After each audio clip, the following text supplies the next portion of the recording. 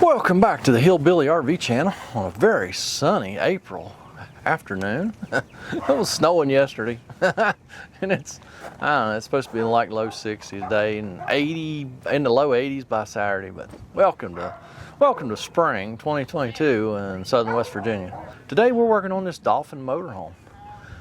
It's got a little furnace issue. And if you've been watching my videos, which I hope you have, if you have, I really appreciate it. And all my ladies out there, my lady repairers, you gals are awesome. You've always been a big part of my channel, and I really appreciate y'all watching, and I really love it when ladies fix stuff. So let me show you what this furnace is doing. Oh, I forgot where it's going. I lost my train of thought. If you've been watching my videos, this is very similar to a furnace that we were trying to work on a few weeks ago that we couldn't tear down because all the plastic was just exploding. So I'm hoping this one goes a lot different because this one has a bad fan motor, and I'm going to show you here in just a second. I think it does. It either has a bad fan motor or a fan is rubbing on something, but I think it's probably a bad motor. But we got to tear this thing down, and I'll show you again why we have to tear it down before we even order a motor. So here is our Attwood furnace, which has been acquired by Dometic now. All right, these tags on these furnaces are generic. They're for an 85, 15 or 16, an 85, 16 through a 85, 35 model furnace. Well, one of these boxes should be checked to tell us what model furnace this is. All right, over here's our serial number. So I called Dometic and I said, hey, we've got a furnace. None of the models are marked. We need to order a motor for. Can you tell me what model number the furnace is by the serial number? So I gave them the serial number, and they was like, nope, that's not enough numbers. Let's see if I can zoom in here. That's as much as I can zoom in without moving you closer, but as you can see, their serial number tag is plain as day. And that's all the numbers, but they told me that was 1 digit short. So they could not tell me what the model number of the furnace was. So I am here today to remove this motor so I can get a part number off the motor. Because there are several different motors for these different model numbers. Let me plug this wire back in. I'll show you why we're tearing into this thing today.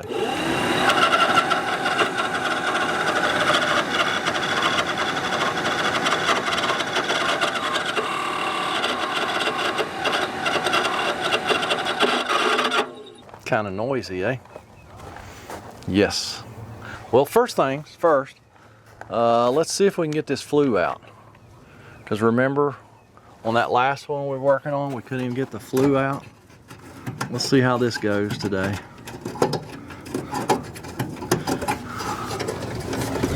Can't go no worse.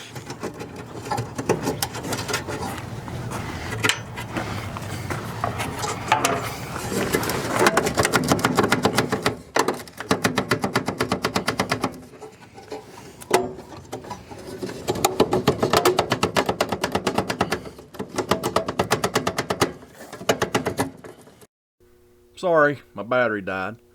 We just took that wing nut off and wiggled that flue and it came right out. Way easier than that last one we worked on. So yeah, that's how they're supposed to come out every time. You know what, I'm going to have to pull that gas valve out.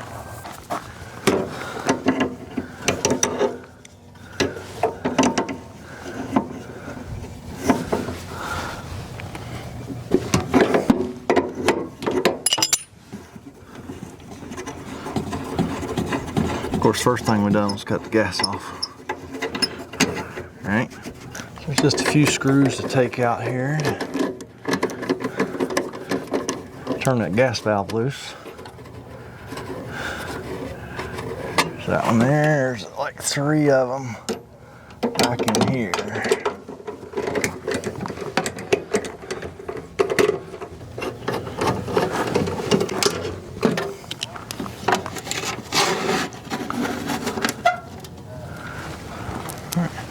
Got those screws out. This is a grommet right here that that igniter wire goes through this bulkhead. Oh, tell you what, if you tried to pull it out the right side, it would probably work better. Just take that grommet off this wire, then we can get that wire.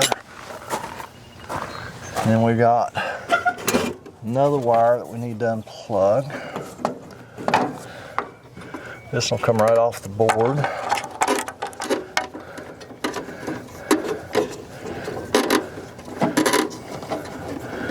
Then we got this power wire for the gas valve.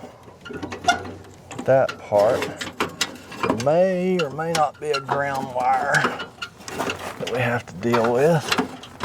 Sometimes there is, sometimes there's not. Right, me and the customer work together, get that burner tube out there. We had to get, and there's one of our mud dauber nests. I got totally sidetracked by the mud daubers. You know, the gas line was kind of in the way. I went inside, moved the gas line. Customer kind of pulled on the gas valve, and we got that out. You guys in Louisiana, you say those are such a nuisance for you. I mean, we got them here, but you know, that's a typical size nest right there. They're not all that bad. Apparently, they really bug you guys down there in Louisiana. There's another one. They weren't anywhere where it was hurting anything. Oh, the motor's wore smack out. That's the bearing. Yeah. I'm moving the bearing around. Okay, we got to pull this motor out so we can get a part number off of it, so we can get one ordered.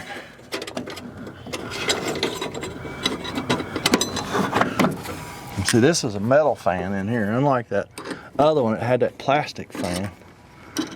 This one has a set screw, like it's supposed to have, which makes it really easy peasy. All you do is loosen that set screw up a little bit extra. Now this little trick actually took me years to learn. I don't know why. I guess I'm not very smart. Loosen that set screw up a little bit extra. Then you can just spin this fan on the motor shaft and pull out at the same time, and it will come right off that motor. Because otherwise, you'd be prying and beating on it, and maybe even saying a wordy dirty or two before you get it off there. But that works pretty well. I know some of y'all say wordy dirties. I know you do. So see, now that we got that fan off, we have access to these screws over here, so we can get that motor out of there. That's what we were missing on that last one. We couldn't get any of this stuff apart.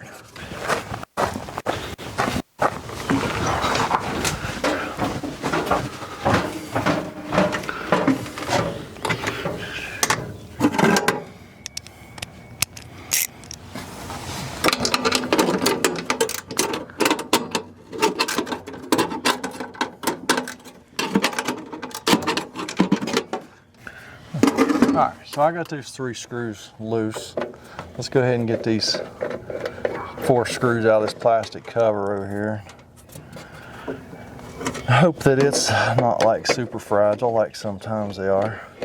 This one's it's a different model than that last one too. I think it's probably an older furnace,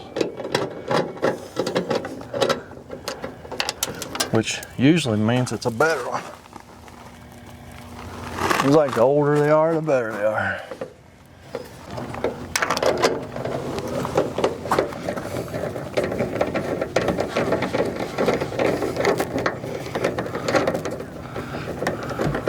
I just cut the power at the bottom, right? That's that, yes, sir. Off one switch? Okay. Yes, sir. That's fine. Just so we're communicating. Yes, sir.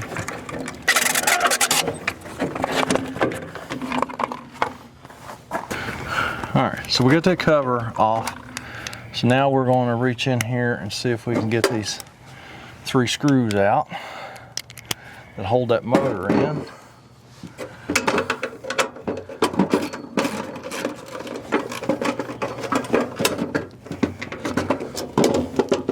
So I already got them loosened up. So.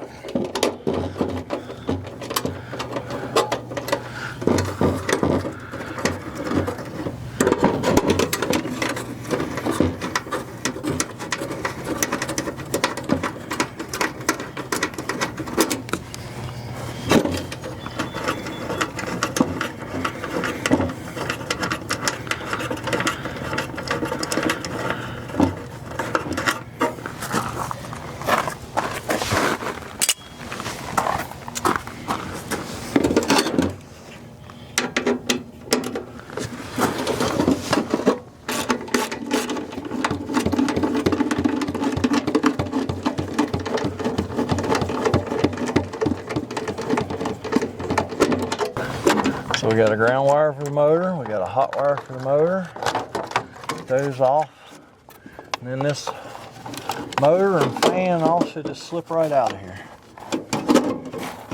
within reason. And there we go. So there's what we were after. We were after that part number on that motor. Now that we got this out here, we can reach in here with an Allen wrench and get this screw loosened up, and then we'll make sure that this fan comes off the motor. Now you can't spin this one, so you actually have to, well, sometimes they come off real easy. They don't usually come off that easy. So that fan's intact. There ain't a thing wrong with that fan. We just need a, golly, hope y'all can see that. See how not centered in the motor that shaft is? That's why she was squalling. Yep. And there's our part number, so we should be able to order a motor. So I'm not real sure we'll do a video when we put this back together, because I mean it's just going to be as easy as reversing the steps we just done. Like I said, we just needed to get to this motor so we get a part number. We'll find out what model number this is. We'll mark that tag so in the future he'll know what model number furnace he has. But that's going to be it for today. As always, really appreciate y'all watching. Don't forget to give my videos a thumbs up. Subscribe if you have not. Go down there and check out all the links below. See about all that stuff. And I'm going to go up the road and fix another one. And y'all have a fantastic day.